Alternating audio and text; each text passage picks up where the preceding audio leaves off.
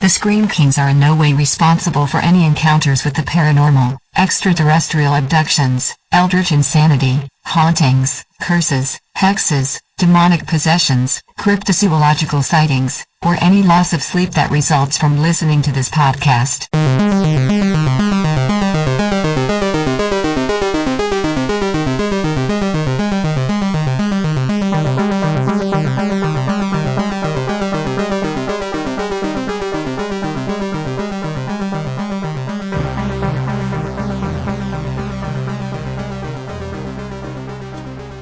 This is a Scream Kings podcast. I'm Max George. And I'm Nathaniel Darkish. There is no time. There is no death. Life is a dream. It's a podcast.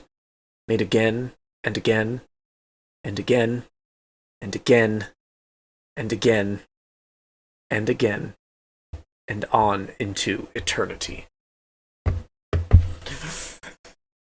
Well, let's talk about this masterpiece. So this is a horror masterpiece, guys. Hands down, will win the horror of 2021. And from that quote, this show just barely came out. Of course, we're talking about Midnight Mass and Mike Flanagan. Oh, masterpiece! He's done it again. This blows everything else he's done out of the water, in my opinion. I would say for me, it's probably, I think it might have just barely edged out Oculus as my favorite Flanagan thing.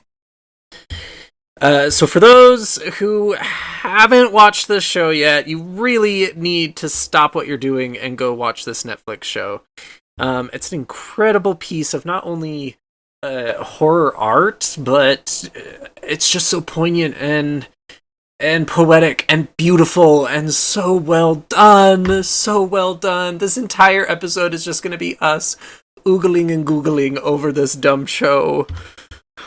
But so good. It really is. It's phenomenal. So if you wanted to know, hey, should I check out this show? What do the Scream Kings think? We think that it is 1,000,000% worth your time.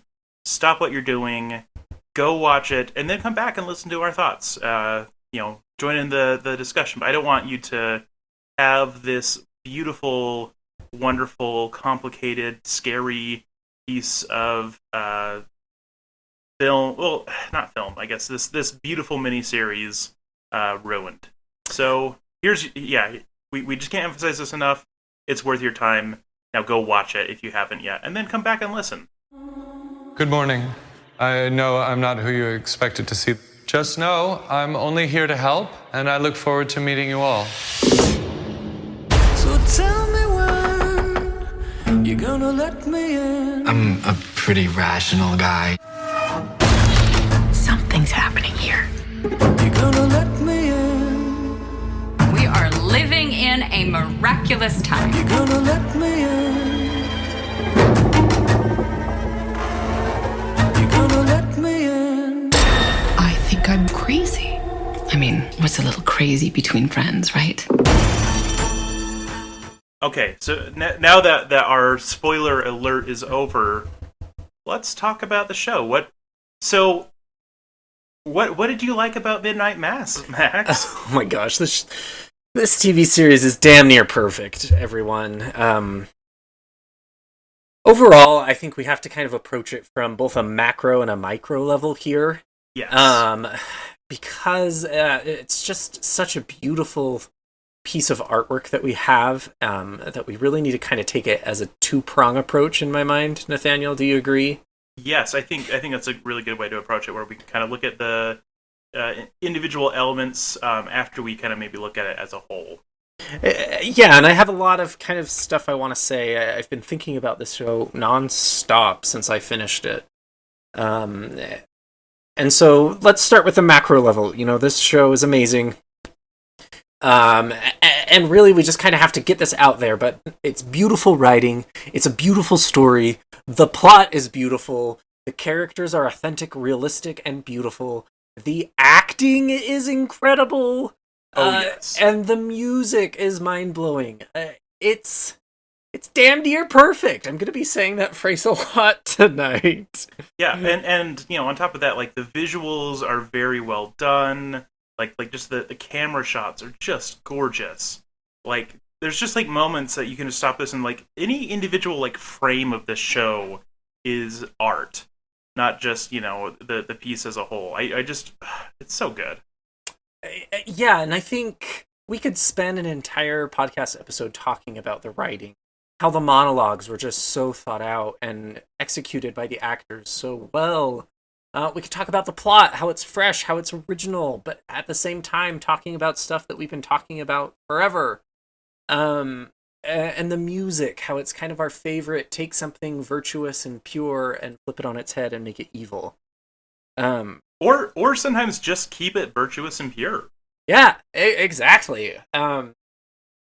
So overall, I'm going to give a quick plot just so that we can kind of have some focal points to pick in on. The show starts, one of the titular characters is named Riley. He, unfortunately, is drinking and driving one night, ends up killing someone, goes to jail. This is kind of how the show starts. And then it proceeds about kind of his redemption arc, so to speak, about him coming home to a very small island. Everyone knows everyone, probably less than 200 people on this island. Yeah, just a fishing community. Very, very, very religious, very Catholic, and everyone's excited because their Monsignor is coming back after a vacation in Jerusalem, the holy city. However, a new pastor kind of shows up, and everyone is taken aback a little bit, and as the show unfolds, we find out that this man was saved in Jerusalem. It's the same Monsignor who's supposedly very old and dying, who has been saved by what he thinks is an angel. Turns out to be some sort of demon vampire whose blood has healing properties. And so this pastor, who, 3 weeks before was old and dying, has this new religious vigor, and he's kind of creating these miracles because he's using this vampiric blood to create miracles. And this religious revival starts to happen on the island. And I'll let you take it from there, Nathaniel. Yes. So yeah, we have a wide cast of characters, and so each of them are kind of approaching this whole thing in different ways. So like as you mentioned with Riley, he is no longer a person of faith. He is atheist, and he is very skeptical of the things that are going on, but he has to admit that he's seeing some pretty miraculous things. Though his explanations tend to be much more kind of grounded in reality. One of those miracles being that a girl who was paralyzed in a hunting accident, for lack of a better term, has now started being able to walk. We also have like an old woman who has dementia who is making a remarkable recovery and is like becoming younger again. And everyone in the town is feeling younger and more vital and all that, at least if they've been going to mass.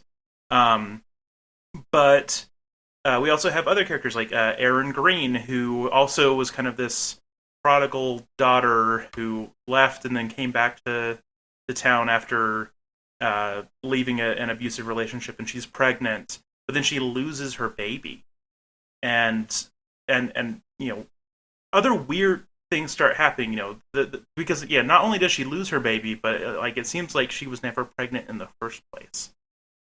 Other weird stuff happens, like a bunch of dead cats wash up on the beach after a storm. The local drug dealer disappears. We have this alcoholic in town who starts to recover and starts to try to do better, but then he disappears. And and his disappearance is because when he goes to visit Father Paul to get some help and just talk through some stuff. By the way, Father Paul is helping run AA. He is attacked and killed, and Father Paul drinks his blood.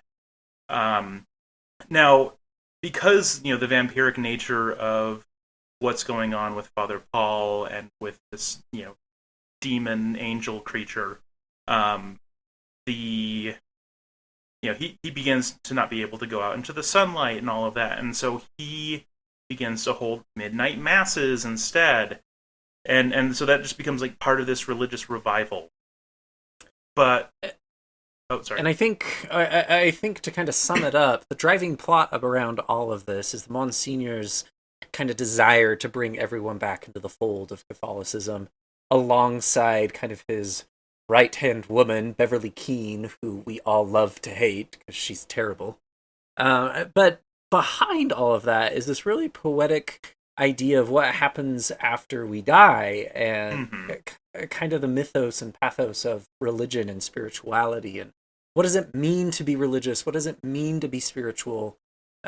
All of these miracles are occurring because of this, what modern Christians would denote as a satanic or a demonic presence on this island. And it culminates into this kind of Jonestown-esque moment where the Monsignor and his cronies are kind of giving everyone blood of the vampire. Well, they've been giving them blood of this vampire, and then they kind of take it to the next level and have people drink poison, which kills them.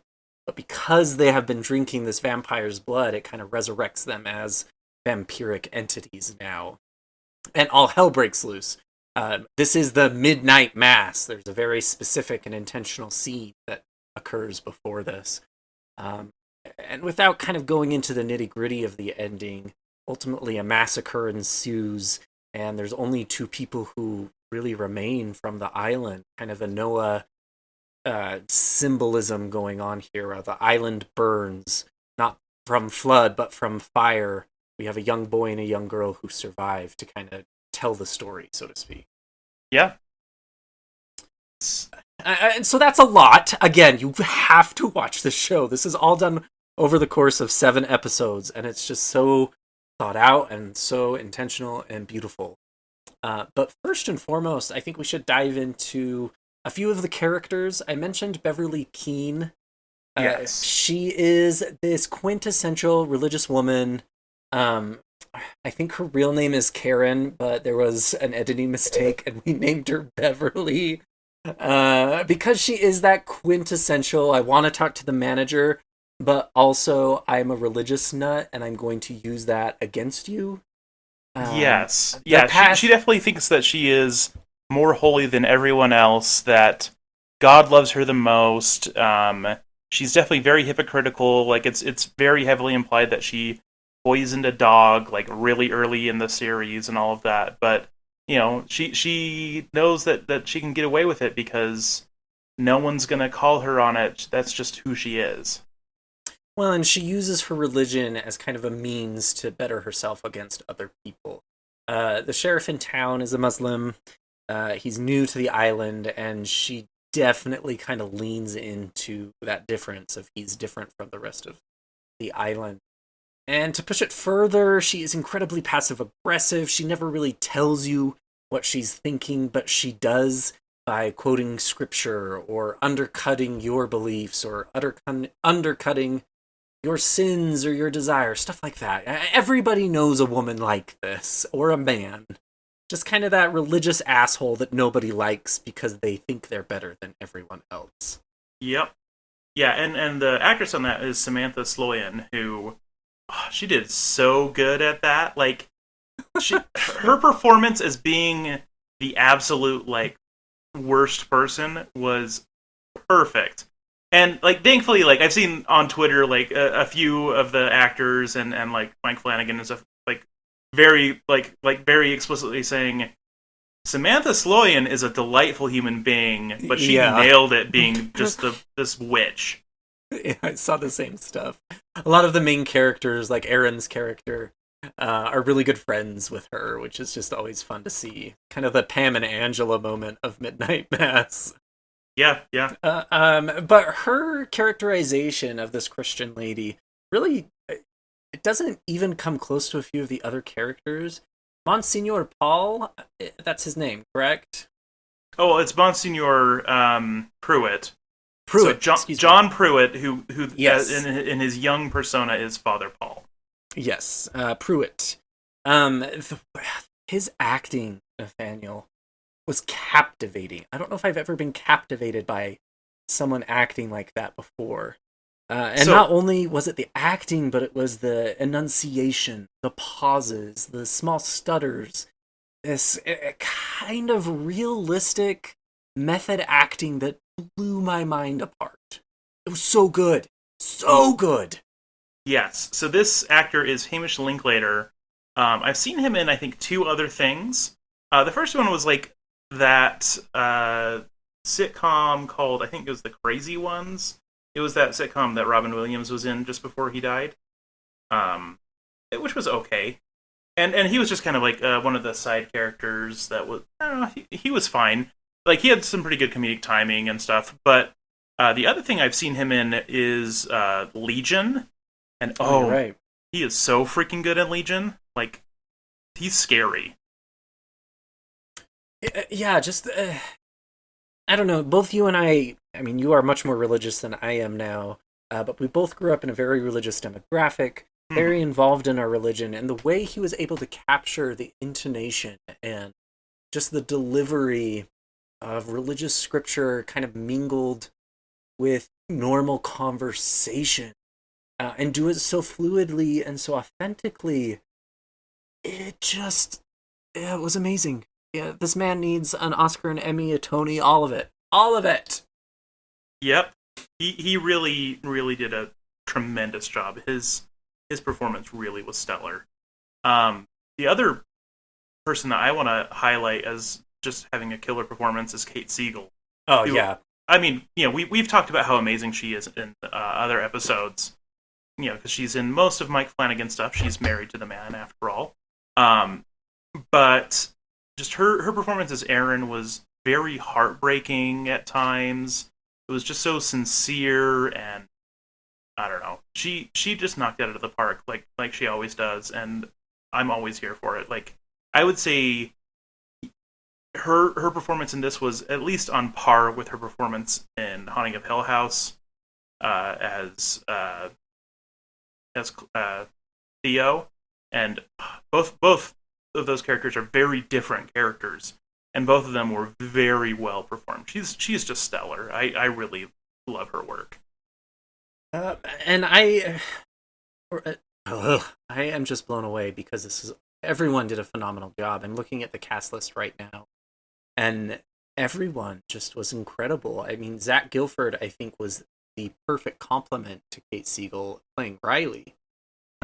His story was heartbreaking and tragic and just depressing, but he was able to match her level of that commitment, and the two of them together. There's a monologue in episode 4 that just is so moving.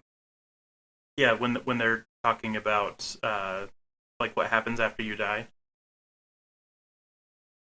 Yeah, it's like a 20-minute scene of just the two of them talking back and forth.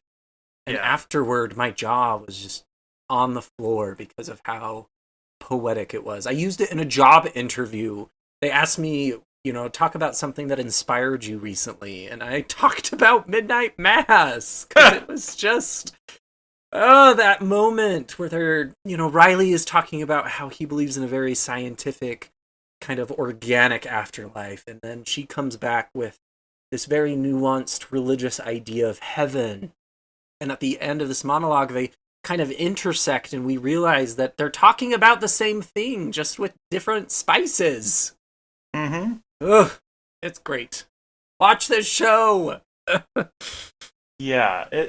So I guess, should we just kind of move on to like some of the specifics of the writing that was so good? Because I mean, we've talked about the plot a little bit, which was stellar. It was one of the freshest takes on vampires I've seen ever. But also just, like the dialogue was superb. It was rich. It was interesting. Like, is it totally grounded in reality? No, absolutely not. There's so many monologues in this show, but I kind of didn't care because it was so good. Yeah.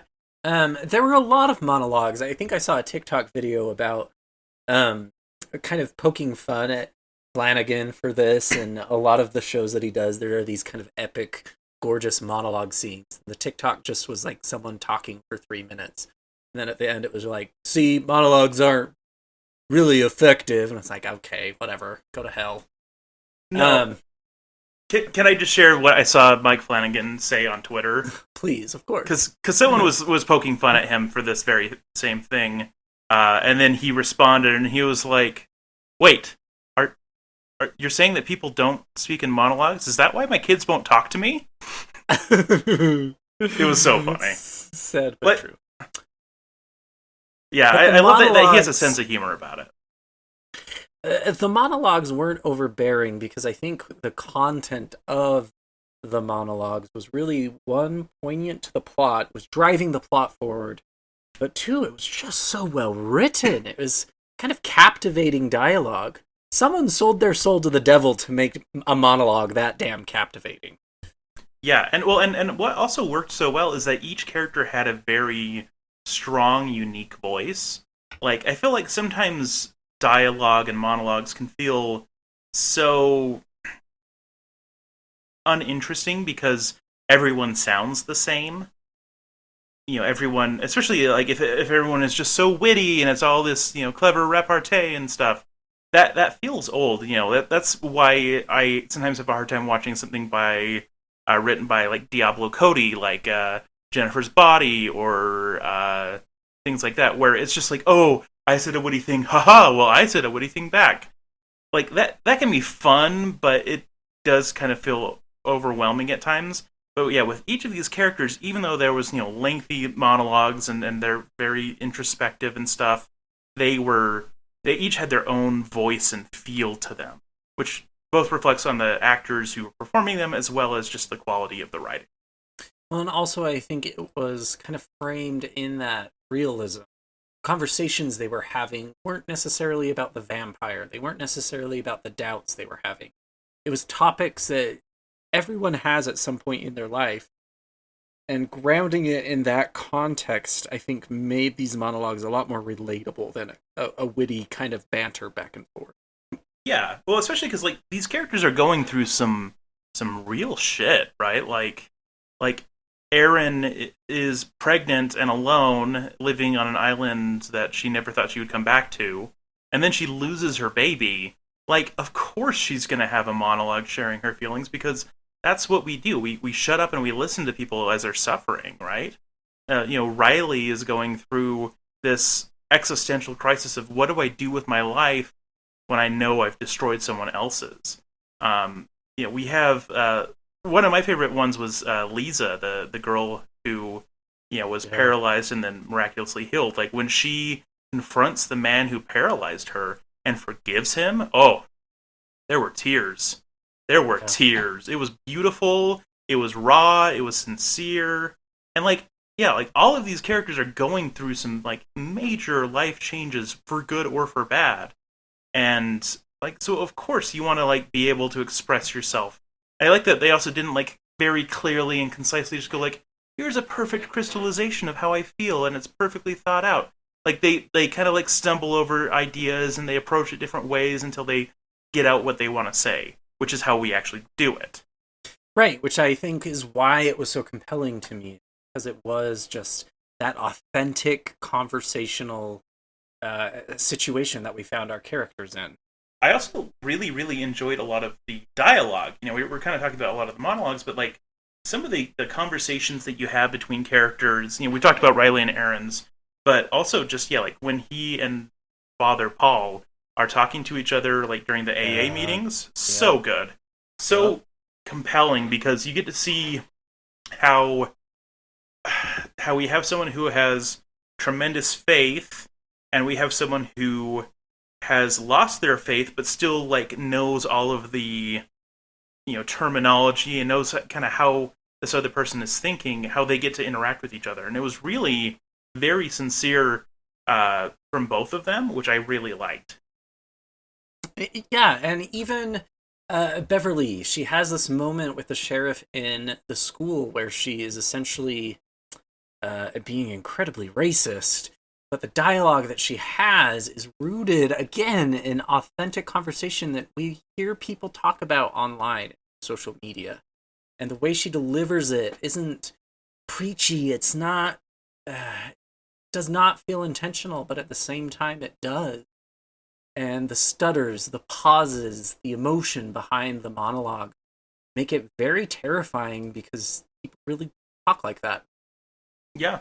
So along those lines, one thing I really, really, really like about this series is that even though we definitely have some characters that do some really messed up things, and I would say that, there's a few straight up villains in the series, Bev being probably the biggest one there. But like for the most part, most of our characters, even the ones that are doing some really horrifying things, do things for what they view as good reasons, which I really like, because it's not just like mustache twirling, I'm gonna be evil. like we have the Monsignor. He is bringing this monster into this town because he genuinely believes that it is an angel and that it will save them. Like his motivations are pure, even though he has just let something truly evil into this town, and he does some truly horrifying things himself. But he still tries to like temper those things and tries to do as much good as he can while doing the bad things. Like a great example there is the Midnight Mass itself, where as we have people dying, or at least have our first couple of people die from the poison, like he tries to like hold them and like show them like love and concern as they're dying before they come back. And I really liked that, because like it shows that like he's not just some like psychopath. Like he's doing this because he really genuinely thinks that he's doing the right thing for them, right? And I think that was really compelling to see that like all of these characters, like even Bev, who was awful, she's doing what she thinks is the right thing to do in her weird, twisted version of what Christianity should be, which isn't my version of Christianity by any means, I want to say, but is, it's what she thinks is the right way to see the world. So yeah, the fact that all of these characters are doing what they think is right, even if it's hard, even when it's maybe challenging to their beliefs or their morality, when they're doing those good things, it's really interesting, because that's much more interesting than just like, oh, I'm just a weak character and just go along with whatever other people are saying, which we do have some of, but like most characters are genuinely trying to do what they think is right. And that is an interesting thing for you to say, Nathaniel, because I definitely agree with you. But I think it kind of brings in this idea of morality into question. Who decides, whether the intentions of one person are good, it doesn't make their actions good. Mm-hmm. So, and we can get to this a little bit later on in the show, just because, where do we draw the line? I could make a lot of arguments for a lot of good people in this world who may have good intentions, but their actions are bad, but we still praise and worship them. Yes. So, and that's why I love this show, though. That's why I love this show, because it makes you think, and I'm excited to talk more about it. It's great. Yes. Well, exactly. What I love is that it does show the kind of inherent complicated morality of things like religion. Yes. Where, so, as has been referenced many times and has come up in many other episodes, yes, I'm like very religious. But what I really liked about this show is that it didn't make people stupid because they were religious. I feel like a lot of things that are critical, or at least explore the moral complications of religion, basically just reduce anyone who is of faith as being an idiot. Do you think that's fair? Like a lot of things just paint everyone who is religious as stupid. I agree with you on that point. I don't think everyone was everyone in the show, I don't think were highly intelligent. I agree. I think the miracles and the faith healing that was going on in this island completely blinded people. For sure. But we don't really tend to focus in on a lot of those characters. The main characters were often the ones that were more morally complicated. So, like, to me, I think probably the best example of a very faithful religious person in the show was Lisa, where she was very sincere. She had been attending mass every day, and I don't think that that's necessarily like the level that one needs to have to be a good religious person. But like she was actively showing her faith. She was trying to overcome her hatred for this man that hurt her. She then forgave him. She was a really good example of like that you can be a reasonable person and recognize when things are bad, but was also very like sincere in her faith, and was the entire series all the way through. You know, even when the bad things are happening with the Midnight Mass, she doesn't participate in them, but I don't think that means that she's not a person of faith anymore. So I really like seeing cases where some of these characters don't have faith, but they're trying to be good people, even though that's complicated and hard. And I'm glad to see those characters. But I also really like to see that there are characters of faith.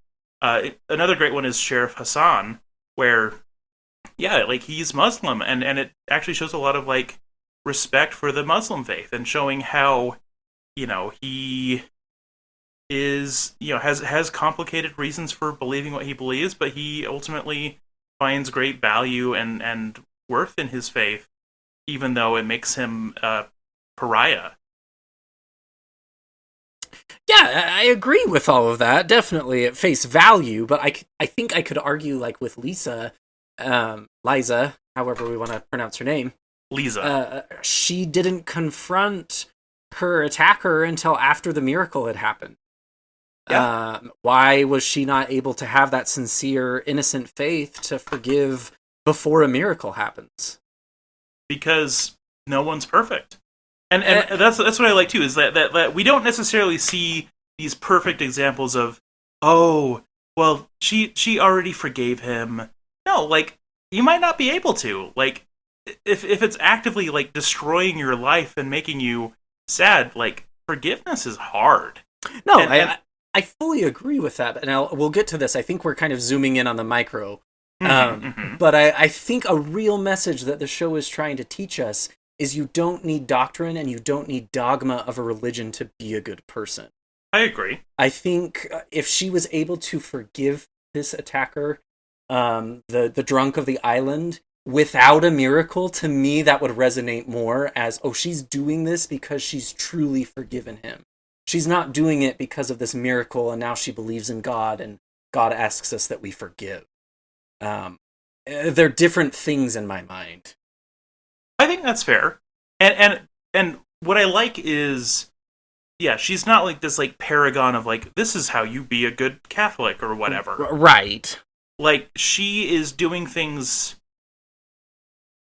even if her reasons are very faith motivated and are flawed, she is still trying to do the right things.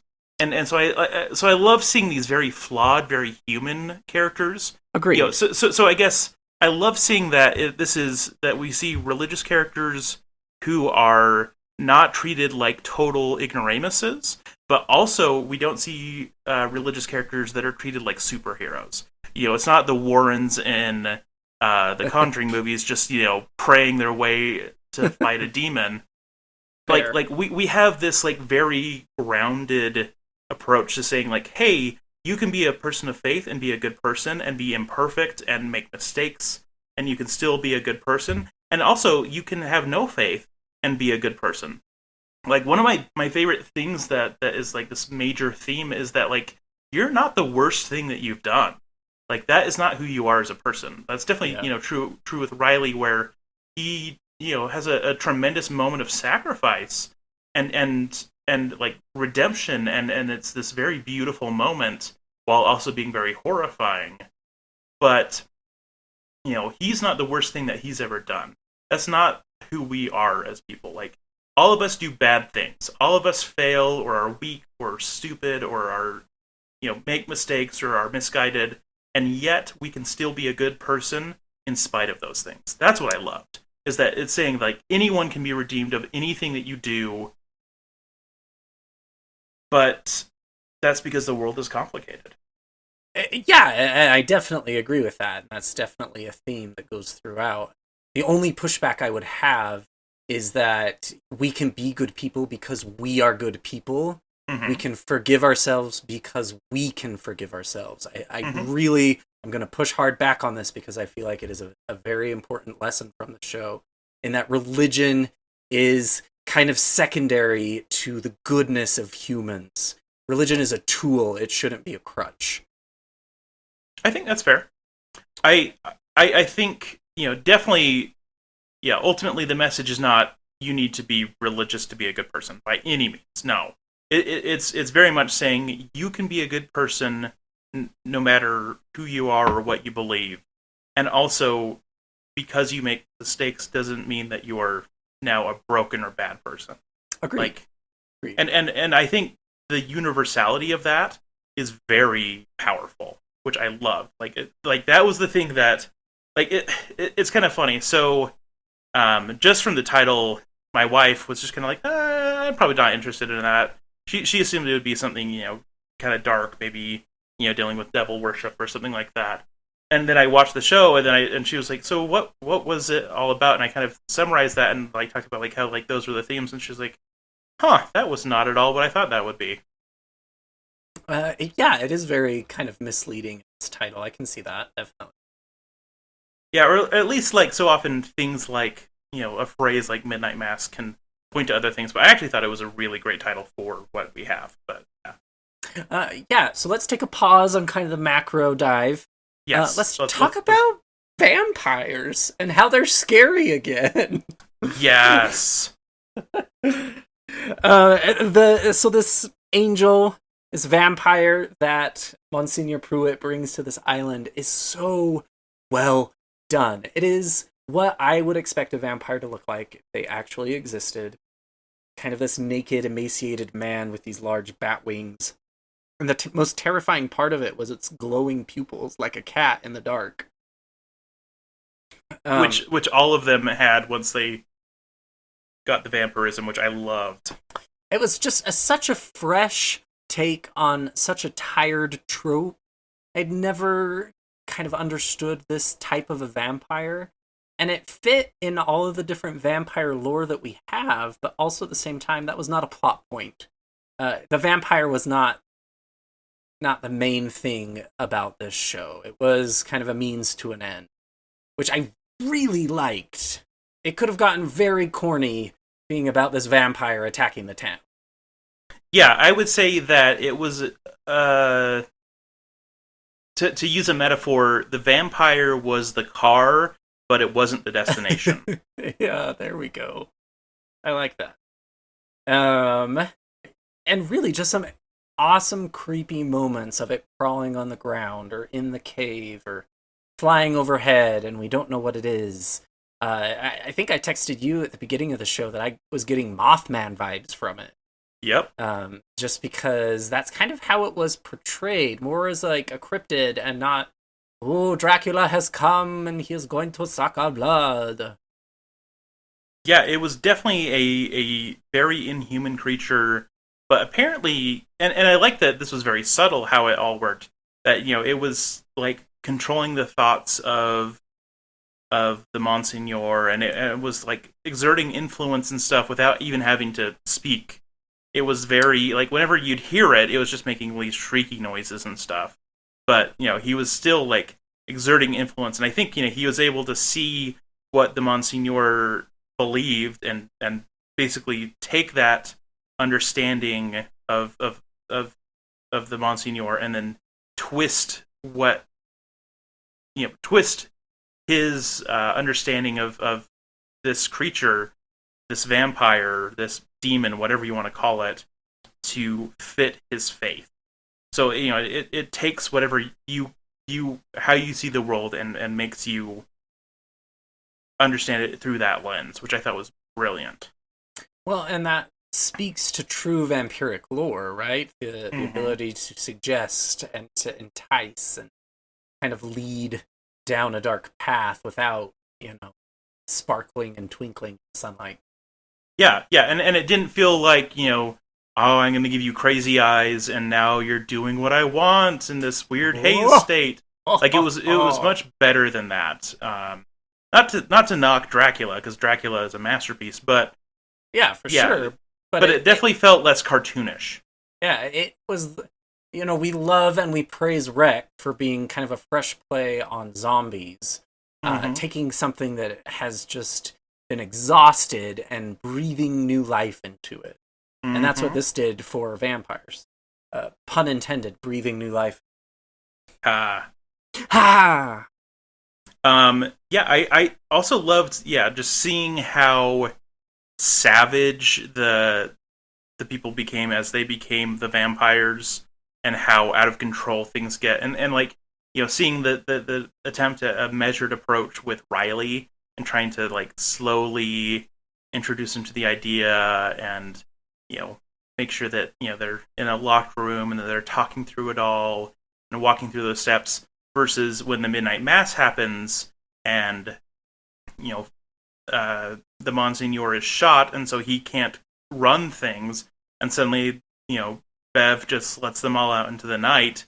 How savage and brutal and terrifying that is, as opposed to the much more measured and reasonable, quote unquote, approach to this. Sure. And outside of the vampire, the show really had some terrifying moments. In particular, when the Midnight Mass, kind of the Jonestown Midnight Mass, was about to begin. Beverly and Lisa's family, they all kind of start to sing this psalm through the village on their way to Midnight Mass. And there are really beautiful cinematography moments. We get kind of an aerial view of all of these candles walking towards the chapel. And then the actual moment of Midnight Mass where people are killing themselves to have this eternal life, this resurrection. And the doubt, the fear, but then also the fervent faith. And it's just kind of this, fustercluck, for lack of a better term, of horror. Me and my boyfriend watching this were just like, oh my gosh, we had to pause it and like take a breath just because it's so intense. And I think what scared me the most is it kind of leaned into this authentic moment of what happened at Jonestown. What has happened at, Heaven's Gate, all of these suicide cults that exist, Waco. And it leaned in. It didn't pull punches. I know you were talking about Monsignor Pruitt earlier and how like benevolent he was in this moment with these people, like holding them and saying, have faith. And I thought that was insidious. I thought that was disgusting. Well, I think it's supposed to be both, right? Like, right. Like it's that's the I think brilliance of it is that we have this like contradiction. Yeah. That we have the intense contrast between he is poisoning this person and they're suffering and dying, but at the same time he's holding them and loving them. Right. And it's like, can those exist at the same time? And in that moment it does, and it's supposed to like make you feel sick because those two things shouldn't exist together, right? Like there's no way that those can mesh, but they somehow do.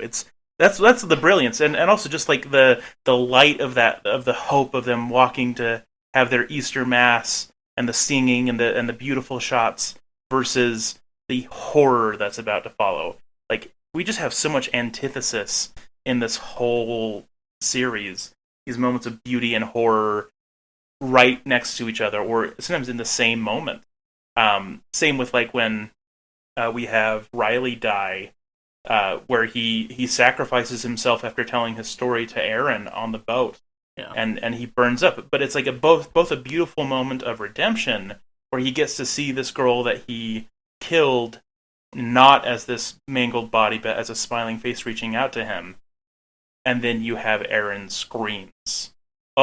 So masterful. Yep. I just got shivers thinking about that, just because it let you take that breath of, he finally has found peace, he finds resolution, he's gonna be okay. And then it just cuts to her screaming as he burns in the dawn light. It was so good. Yes, and that's what like almost every moment of horror was in that series. Was not just a moment of like, oh, this is sweet. It was a moment of like good and bad at the same time. You know, even like the death of the town drunk whose name is escaping me right now, when the Monsignor kills him, it's like a moment where he is coming to him because he's saying, you know, to say like, hey, can I talk to you because I'm having a hard day not drinking, but I haven't drank. You know, I didn't drink today, and I just want to like have someone to be with for a minute. And so like it's this moment of kind of like a small moment of redemption for him, and then there's his death. Oh, it's so good. Yeah, like using that level of stark contrast between these moments of miracle and absolute monstrosity is just I basically just I have a life goal to do something creative involving Mike Flanagan. Like if he and I could ever collaborate on anything ever, I would die a happy man. Yeah, I also would like to be present, just to oogle and google at him, which apparently is my catchphrase for this episode. Apparently. All right. Anything else that is amazing about this that we want to talk on a micro level? Or macro, excuse me, macro. I don't know. I could just keep frothing at the mouth, but we should probably move on. We've been going for 45 minutes at this point. I know. We haven't even got to, like, my notes. Okay. I think I need to make a caveat here that, you know, as we stated earlier, I grew up very religious. You still are very religious. I have since left religion and Christianity altogether. I do not believe in a Christ figure. I don't feel like a Christ figure is important to my spirituality. And so I kind of bring, I wouldn't say a cynical point of view to religion, but definitely kind of a not faithful interpretation. Does that make sense? And is that fair? Yeah, I think that's a good way to describe it.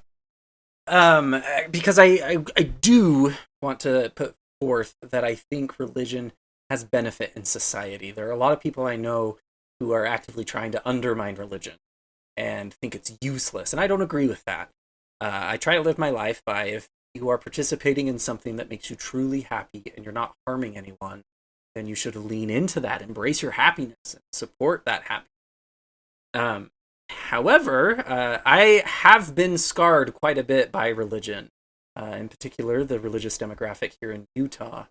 And watching this show for me was incredibly powerful in that it really resonated with what my religious and spiritual ideas are now, in that I feel like sometimes people and humanity in general get caught up so much in the doctrine and in the dogma of religion, of organized religion, that it confines them to a box, and it chains them up to do actions that are very opposite of what I think religious figures would, you know, emulate, Christ or Muhammad or whatever we want to talk about.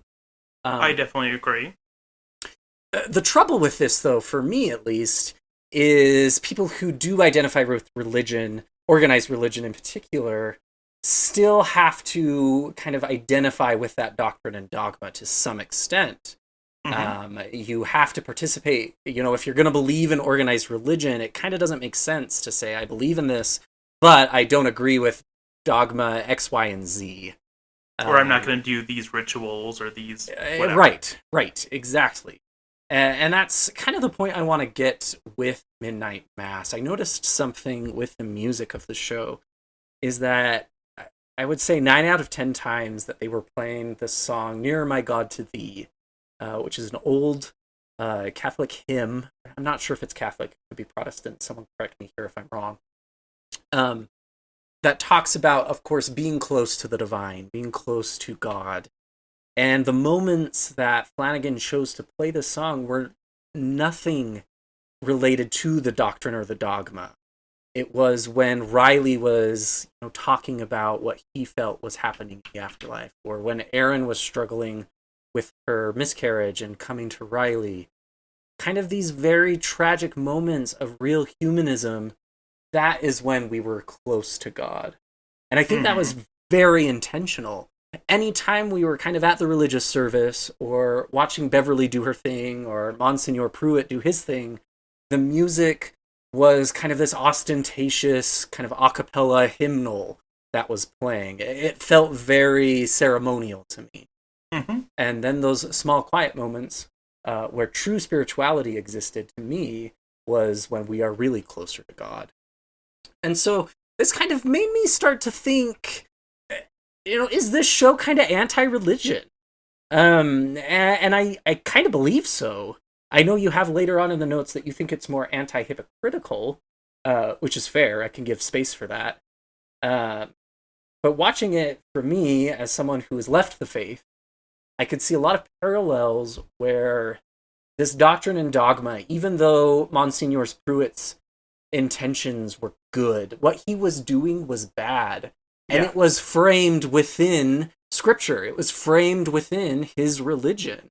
Oh, yeah. Like every bad thing that he does, or especially every bad thing that Bev convinces him to do, or whenever he needs justification, she just spouts out a Bible verse, and then he's like, okay, well, I guess we're good then. Yeah, and so it really caused me to think of this paradox of, when do we draw the line? When, as part of organized religion, do we say, no, even though your intentions are good, and maybe the founding of the church was good, or the motivations here are good, you're still doing harm? When is enough enough? And so that's why I really like scenes when Riley is he decides he's been given this gift of the vampire. I don't think we talked about this in our macro version, is he's killed by the vampire, and Monsignor Pruitt brings him back to life. And we have, again, a 20-minute dialogue of the Monsignor kind of talking about guilt and resurrection and Easter. And Riley's been given this gift. He should be an apostle and share this good news. And what does Riley do? He decides to kill himself, basically, for the sake of everyone else. But he shares the news. He does. He shares the news. So it's almost like he's an apostle, but an anti-apostle. I don't know. It's interesting. Which gets to my point. It takes these terms, apostle, sharing the gospel, the good news, but it's not the good news of the resurrection. It's not the good news of the Easter story. It's the good news of, Aaron, I can't be this. I have to sacrifice myself for the greater good. And he has that line, I did my best. And it's so moving to me that, take away the glamour of the ceremony, the glamour of the ritual, the glamour of the scriptures even, the glamour of the Christ story. I think the beauty of the show is showing that we can be good people because humans can be good people. We don't need a savior. We don't need a priest. We don't need a pastor to embrace our goodness. So that's my rant. There's my soapbox. No, I 100% see where you're coming from. To me, as someone of faith, again, I didn't feel like it was inherently anti-religion, but I did think that it was much more open. I don't think it at any point really said religion is bad. No. What it said was hypocrisy is bad. Insincerity is bad. So can you define that then for me? Because to Bev and Monsignor Pruitt, they were not being hypocrites. The people who were being hypocrites were Riley and Aaron, who were given gifts of the divine and, spit them out. But in their case, with both of them, they weren't given gifts of the divine. They were given gifts of something else. But that's relative. They recognized it for what they were. Well, I don't necessarily think I think because we have people that are religious interpreting what's happening through the lens of their misinterpretation of their own religion, it does muddy the waters. I would say it's one of those things where we have other people who are very religious. So we have Lisa, we have Riley's parents, we have what's her name? The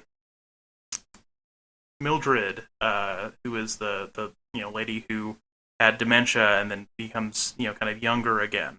We have all of these people who are very sincere in their faith, and they have moments where they recognize this is not my religion. This is not the good and the belief that I have. And so that the fact that they were willing to step away from the things that were happening as a group to kind of reinforce something that was tied to their actual faith, to me that was sincere religion. I will say that like certainly in this case we have the force of a public I guess religion as an organized group of people that exert power and influence, and like it does talk about how that can go wrong very easily. And so like maybe this is anti, I don't know, I think we're agreeing, because I will say, like, maybe not specifically anti like organized religion, but certainly like it's very system. critical. It's system, not people.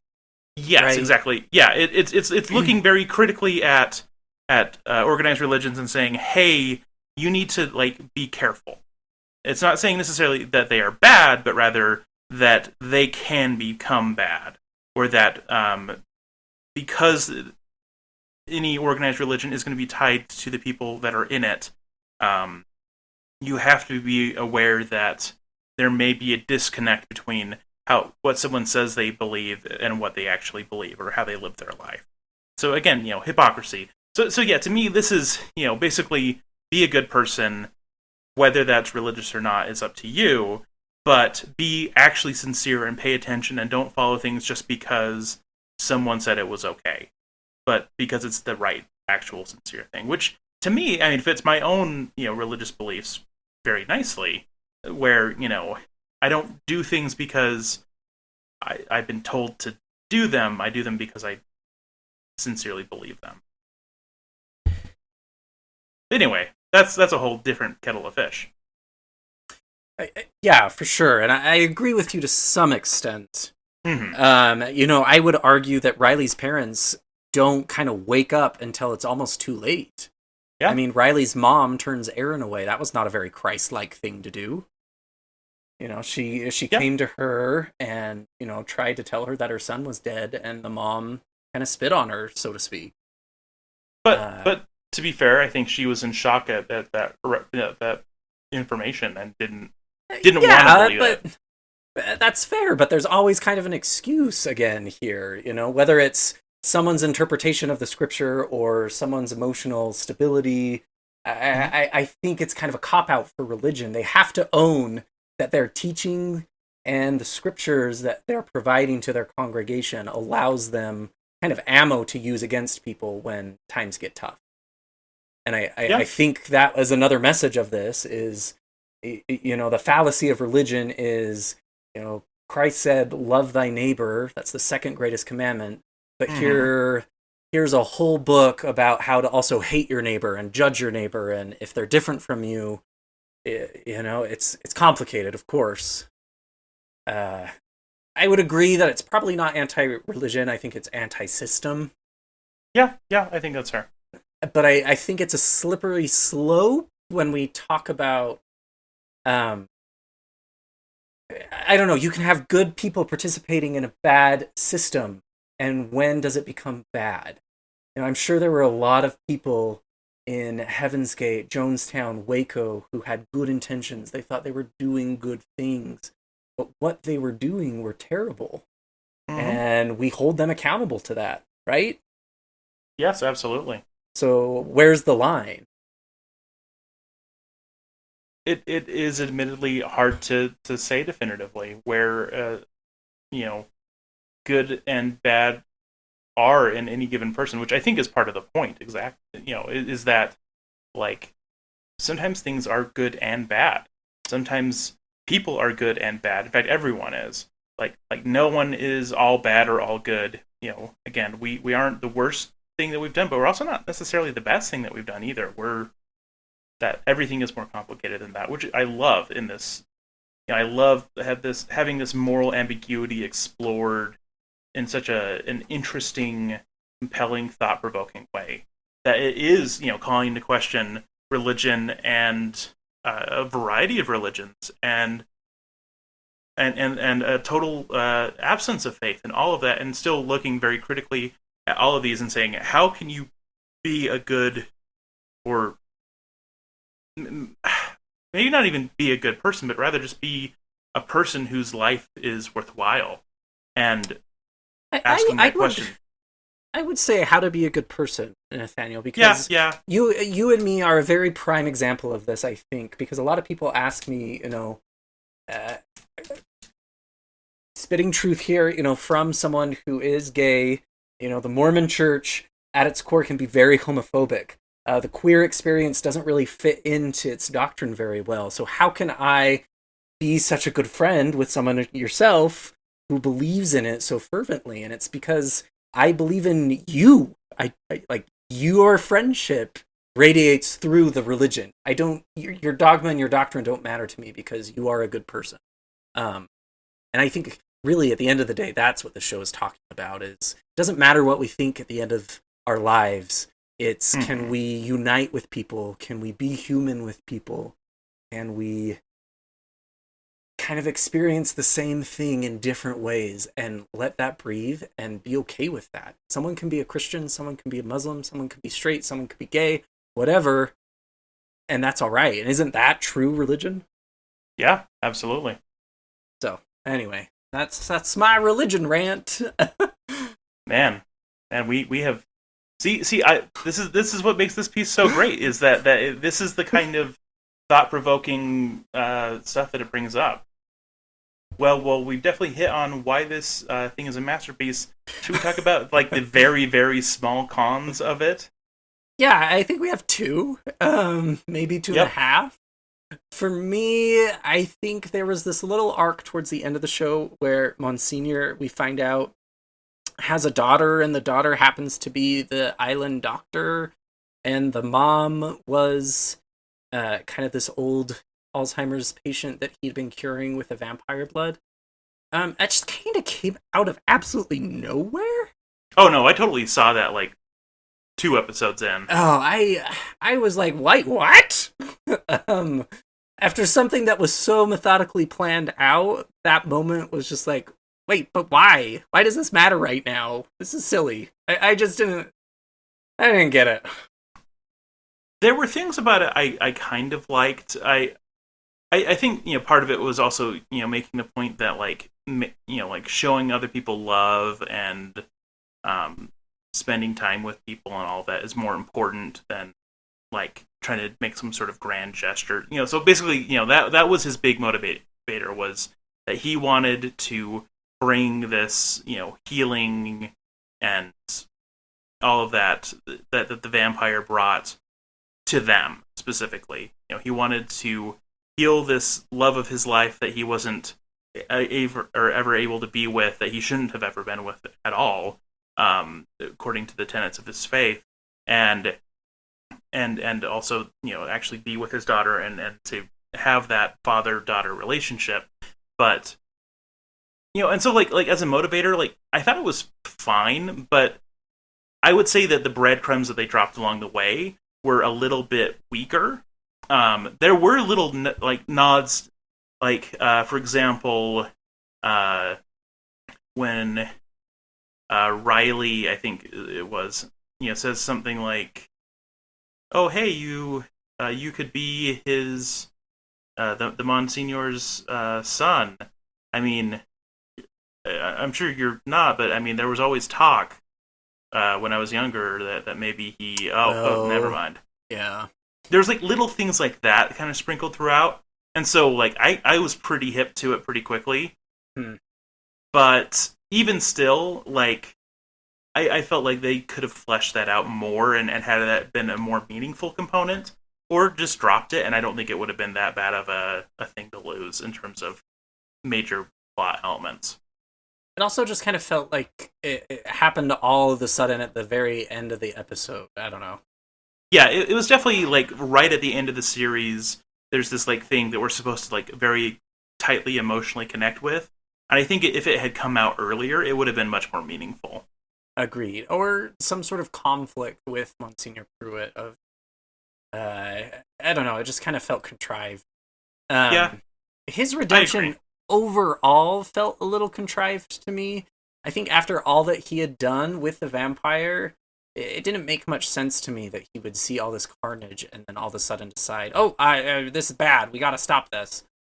I mean, so to play devil's advocate a little bit, Sure. like I mostly agree with you, but I will say that like his way of planning out the midnight mass stuff was intended to be much more.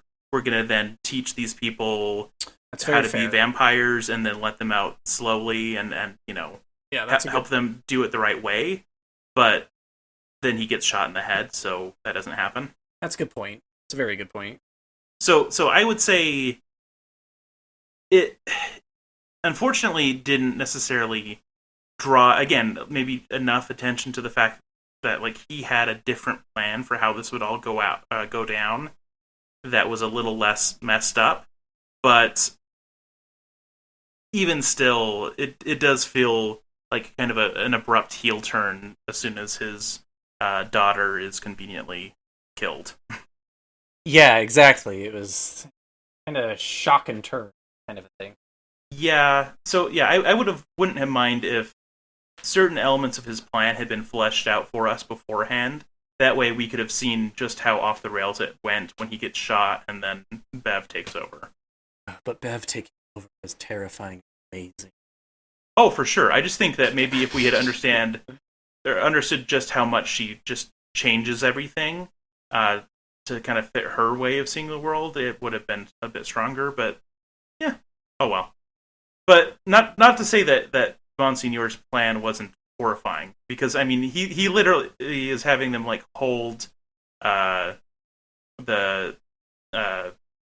sheriff down as his son is taking the poison, and that's still real rough. The other con for me was that the old age makeup and some of the acting for when they're being old wasn't great. Yeah, Specifically, Alex Esso as Mildred Gunning, like they just couldn't. I don't know. She's actually a pretty good actress overall, but as Mildred, it was a little corny. Especially just like her old lady voice and the old age makeup for her. I was like, that's definitely a 40-year-old woman dressed as a 70-year-old woman. Yeah, I think a lot of people picked up on that. My sister said something. Mark even was like, "Oh, hey, they're in old people makeup. We're gonna get flashbacks or something." Like it was very apparent. Yeah, same with like the Monsignor. I couldn't tell necessarily who it was early on with his old age makeup whenever they would have little flashes to him, but it definitely was a younger person in old age makeup, which I don't know. Unfortunately, those little moments threw me out a little bit, but again, like very minor complaints overall. Should we move on to our ratings? Sure. So how would you rate it in terms of screams? How scary was Midnight Mass? So I gave it a 7, and I think for me, I was pretty horrified at the last 2 episodes with the carnage, the massacre, the whole Jonestown vibe, and then the moments with the vampire, the creepy eyes, all throughout. I thought it was pretty scary. I gave it a 7.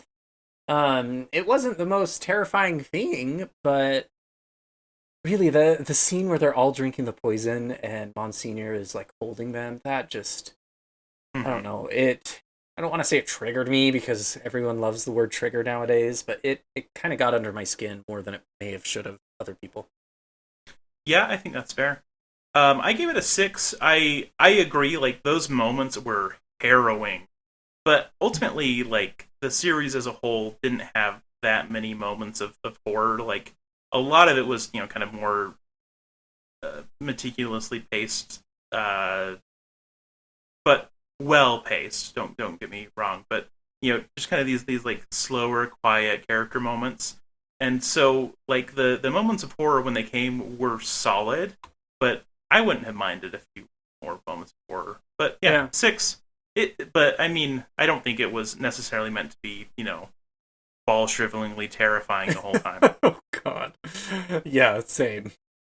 So Crowns. Had the Monsignor not been a dad, I would have given it a 10. It would have been my first 10. But he had to couldn't keep it in his pants.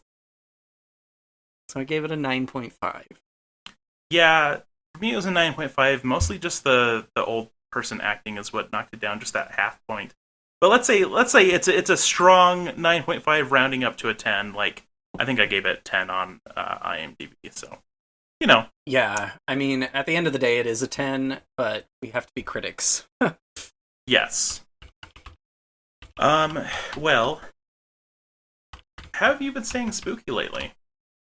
I've been waiting for this. I watched on one of my recent flights for work a fantastic Netflix horror movie called A Classic Horror Story.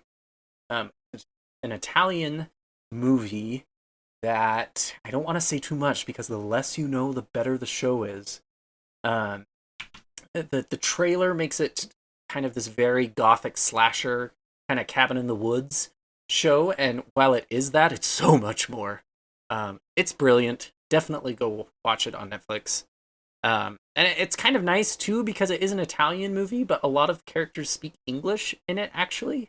So it's kind of a nice mix of both reading the subtitles, but then also having your native language if you're an English speaker. Yeah.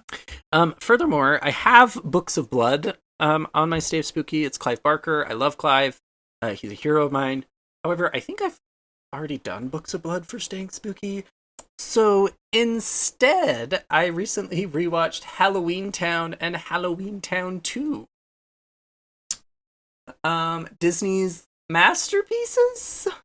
They're not That's a great. strong word. They're not great, but they're super nostalgic and made me feel like it was Halloween. So I'll give them that.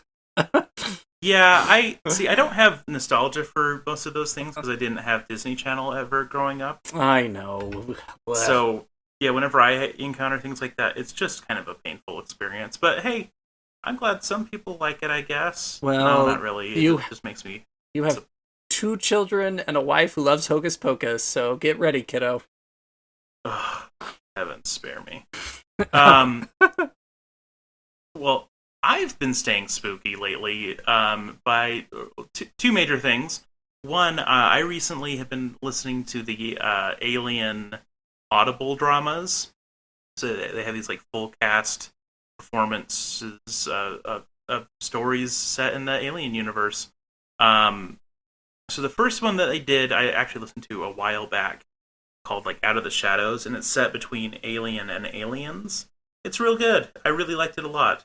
And then they've had one that was like a prequel to Aliens, kind of like what happened on the colony before Ripley and the Marines show up. And that one was fun. It wasn't necessary by any means, but it was really well done. And then they have one that's like set like hundreds of years after all of the main Alien stories, which was pretty solid. They're really good. They're really fun to listen to. They're all like included if you have an Audible Plus subscription, and which I had a free trial for, so I just listened to all of them back to back for free and then canceled my trial, like I do. So those are a good time. And then also I'm about a third of the way through Resident Evil 8 Village. Ooh. Good times. Definitely enjoying it on my PS5, and You'll have to talk to my boyfriend about that. He loves that game. Yeah, I'm really digging it. It had some real strong moments of horror. Like I would say it's too easy so far. Like yeah, a lot of the combat, a lot of the survival stuff is not difficult, but it's thrown some real curveballs in terms of like really upsetting stuff. Like there's a section with dolls and marionettes and stuff that I've seen that part. Terrifying. Yeah, the thing that chases you around the basement is very upsetting and reminds me of like Silent Hill, especially like Silent Hill 4 and also like Amnesia: The Dark Descent. I don't know. They're definitely like pulling from a lot of other things, and it's great. Yeah, I've only seen snippets here and there, but oof. Yeah, it's a solid game. I really enjoy it. Moving away from saying spooky, I just wanted to briefly mention for Midnight Mass, if you enjoyed Midnight Mass and want other things with maybe some similar vibes, Mike Flanagan has not been subtle at all about some of his influences. He was very influenced by 2 Stephen King books. So Salem's Lot for a lot of the vampiric elements. And then also a recent Stephen King book called Revival about religious revivals and stuff. And so, if you're looking for something with either of those vibes, check out those books. I would say Revival is probably much less well known than Salem's Lot, but they're both really entertaining and I think worthwhile. So, just if you want more Midnight Mass vibes in your life, before or I guess while we're waiting for the next Mike Flanagan miniseries, which is I think the Midnight Club. Yeah, the Midnight Club. When is that coming out? Do we have to wait a whole other year? I think it's early next year. Has a lot of the same actors, of course, like he does. This one's based off of a novella by a novel by what's that dude's name?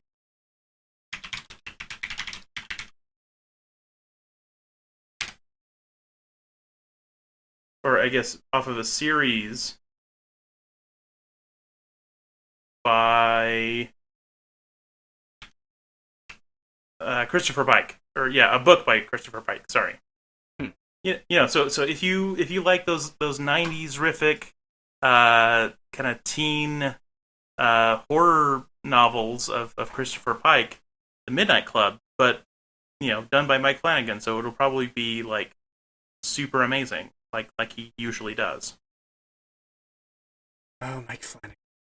We need to meet you and Ari Aster, and we'll just explode. Yep. I will just weep with joy. Someday. All right. All right, everyone. If you're still with us, thank you for letting us ramble on this amazing, amazing show. Stay tuned. We have some fun Halloween stuff planned, and stay spooky. Stay spooky. Need even more Scream Kings? Here's our obligatory shameless social media plug. Follow us on Twitter or Instagram at Scream Kings Pod. You could also email us at screamkingspodcast@gmail.com.